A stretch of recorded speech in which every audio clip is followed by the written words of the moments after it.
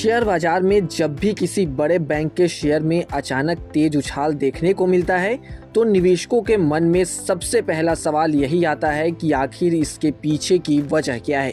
क्या यह तेजी सिर्फ एक दिन की है या फिर कंपनी के मजबूत फंडामेंटल और भविष्य की ग्रोथ का संकेत दे रही है, क्योंकि बैंकिंग सेक्टर किसी भी अर्थव्यवस्था की रीढ़ माना जाता है और इस सेक्टर की बड़ी कंपनियों का प्रदर्शन पूरे बाजार की दिशा तय करने में अहम भूमिका निभाता है। ऐसे में अगर देश के सबसे बड़े प्राइवेट बैंकों में शामिल HDFC बैंक के शेयर में एक ही दिन में 3.5% से ज़्यादा की तेजी देखने को मिले तो उस पर निवेशकों की नज़र जाना बिल्कुल स्वाभाविक है। सवाल यह है कि आखिर ये तेजी क्यों आई। क्या यह तेजी सिर्फ बिजनेस अपडेट की वजह से आई या फिर इसके पीछे कोई बड़ा ट्रिगर मौजूद है। आखिर बैंक ने ऐसा क्या किया कि ब्रोकरेज हाउसेस से लेकर बाजार के जानकार तक इसके भविष्य को लेकर पहले से ज़्यादा भरोसा जता रहे हैं। आइए विस्तार से समझते हैं कि आखिर HDFC बैंक के शेयर में यह तेजी क्यों आई और आगे निवेशकों के लिए इसमें क्या संभावनाएं नजर आ रही है। दरअसल HDFC बैंक ने अप्रैल से जून 2026 तिमाही के बीच अपना बिजनेस अपडेट जारी किया है, जिसने बाजार का भरोसा और मजबूत कर दिया। बैंक के आंकड़ों के मुताबिक जून तिमाही के दौरान ग्रॉस एडवांसेस यानी कुल लोन बढ़कर 30.61 लाख करोड़ रुपए पर पहुंच गए, जो पिछले साल की समान अवधि के मुकाबले 15.4% की बढ़ोतरी को दिखाता है। वहीं बैंक के कुल डिपॉजिट्स भी सालाना आधार पर 14.7% बढ़कर 31.7 लाख करोड़ रुपए हो गए। टाइम डिपॉजिट्स में 17.4% की मजबूत बढ़ोतरी दर्ज की गई और यह 21.45 लाख करोड़ रुपए तक पहुंच गए। इसके अलावा कासा डिपॉजिट्स यानी करंट और सेविंग अकाउंट में जमा राशि भी 9.4% बढ़कर 10.25 लाख करोड़ रुपए हो गई। वहीं मैनेजमेंट के तहत एडवांसेस 12.4% बढ़कर 31.27 लाख करोड़ रुपए पर पहुंच गए। इन आंकड़ों से साफ पता चलता है कि लोन ग्रोथ, डिपॉजिट ग्रोथ और ग्राहक आधार लगातार मजबूत बना हुआ है, जिसे बाजार ने सकारात्मक संकेत के रूप में लिया है। सिर्फ मजबूत बिजनेस अपडेट ही नहीं बल्कि बैंक की ओर से एक अहम नेतृत्व परिवर्तन की घोषणा भी निवेशकों के लिए सकारात्मक खबर रही। HDFC बैंक ने राजीव कुमार को अपना नया पार्ट टाइम चेयरमैन नियुक्त करने का फैसला किया है। यह नियुक्ति पूर्व चेयरमैन अतानु चक्रवर्ती के इस्तीफे के करीब 3 महीने बाद की गई।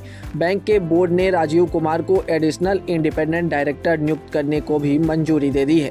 चेयरमैन के तौर पर उनकी नियुक्ति 3 साल के लिए प्रस्तावित है, जबकि इंडिपेंडेंट डायरेक्टर के रूप में 4 साल का कार्यकाल तय किया गया है। हालांकि चेयरमैन के रूप में उनकी नियुक्ति अभी भी RBI की मंजूरी पर निर्भर करेगी और इंडिपेंडेंट डायरेक्टर के तौर पर शेयर धारकों की मंजूरी आगामी AGM में ली जाएगी।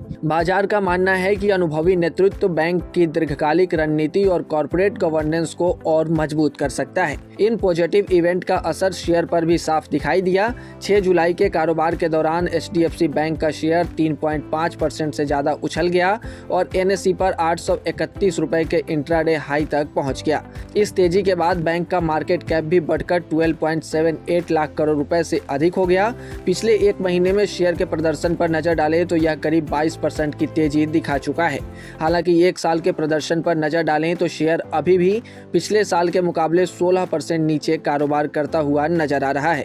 ऐसे में कई निवेशकों का मानना है कि अगर बैंक की ग्रोथ इसी तरह से बनी रहती है तो आने वाले समय में शेयर में रिकवरी की गुंजाइश और बढ़ सकती है। वहीं अगर ब्रोकरेज हाउसेस की बात करें तो ब्रोकरेज हाउसेस भी HDFC बैंक को लेकर काफी पॉजिटिव नजर आ रहे हैं। बर्नस्टीन ने स्टॉक पर 1150 रुपए का टारगेट प्राइस देते हुए आउट परफॉर्म रेटिंग बरकरार रखी है। वहीं जेफरीज ने भी 1050 रुपए के लक्ष्य के साथ बाई रेटिंग दोहराई है। खास बात यह है कि HDFC बैंक को कवर करने वाले सभी 47 एनालिस्ट ने इस स्टॉक पर बाई रेटिंग बनाए रखी है। इसका मतलब है कि बाजार में अधिकांश विशेषज्ञ लंबी अवधि में बैंक की ग्रोथ, मजबूत बैलेंस शीट, बेहतर लोन बुक और लगातार बढ़ते डिपॉजिट पेस को लेकर आश्वस्त हैं। हालांकि निवेशकों को यह भी समझना चाहिए कि ब्रोकरेज के टारगेट अनुमान होते हैं, बाजार की परिस्थितियों के अनुसार इनमें बदलाव संभव है। कुल मिलाकर अगर देखें तो मजबूत तिमाही, बिजनेस अपडेट, लोन और डिपॉजिट में दोहरे अंकों की ग्रोथ, नए चेयरमैन की नियुक्ति और ब्रोकरेज हाउसेस के सकारात्मक रुख ने HDFC बैंक के शेयर में नई जान फूंक दी है। अब सबसे बड़ा सवाल यही है कि क्या यह तेजी आने वाले महीनों में भी जारी रहेगी या फिर मौजूदा उछाल के बाद शेयर में मुनाफा वसूली देखने को मिलेगी। और अगर आप बैंकिंग सेक्टर में निवेश की योजना बना रहे हैं तो क्या HDFC बैंक आपकी पहली पसंद होगा। हालांकि निवेशकों को सिर्फ शेयर की हालिया तेजी देखकर फैसला नहीं लेना चाहिए। किसी भी निवेश से पहले बैंक के आगामी तिमाही नतीजों, asset quality, net interest margin यानी कि NIM, क्रेडिट कॉस्ट और मैनेजमेंट की भविष्य की रणनीति पर भी नजर रखना जरूरी होगा। साथ ही ब्याज दरों में बदलाव, RBI की नीतियां और देश की आर्थिक स्थिति भी बैंकिंग शेयरों की चाल तय करने में अहम भूमिका निभाती है। अगर HDFC बैंक आने वाली तिमाहियों में भी इसी तरह मजबूत ग्रोथ बनाए रखता है तो यह शेयर लंबी अवधि के निवेशकों के लिए आकर्षक विकल्प बना रह सकता है। वहीं बाजार में उतार चढ़ाव के बीच निवेशकों को अपनी जोखिम क्षमता और निवेश अवधि को ध्यान में रखते हुए ही कोई निर्णय लेना चाहिए। यानी आपसे एक ही सलाह है कि किसी भी निवेश से पहले आप अपने एक्सपर्ट से सलाह जरूर लें और अपने जोखिम क्षमता को देखकर ही निवेश करें। और ऐसे ही तमाम अपडेट्स और शेयर मार्केट से जुड़ी तमाम जानकारी के लिए आप बने रहें गुड रिटर्न्स डिजिटल के साथ।